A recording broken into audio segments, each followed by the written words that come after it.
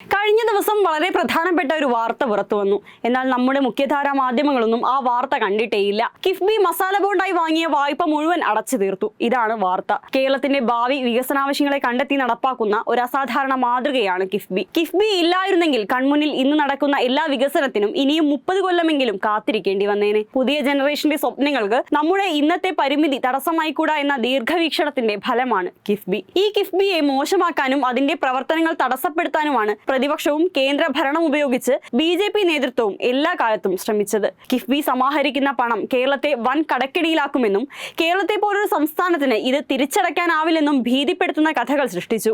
അതിൽ പ്രധാനപ്പെട്ടതായിരുന്നു മസാല ബോണ്ട് വായ്പകൾ വഴി കിഫ്ബി സമാഹരിച്ച തുകയെ പറ്റിയുള്ള നിറം പിടിപ്പിച്ച പ്രചാരണം. ഈ കള്ളപ്രചാരണങ്ങളെ ഏറ്റുപിടിച്ചാണ് മസാല ബോണ്ടുകൾ വിദേശ വിനിമയ ചട്ടം ലംഘിച്ചുവെന്നാരോപിച്ച് കേന്ദ്ര അന്വേഷണ ഏജൻസികൾ കേരളത്തിൽ രാഷ്ട്രീയ വേട്ടയ്ക്കെത്തിയത്.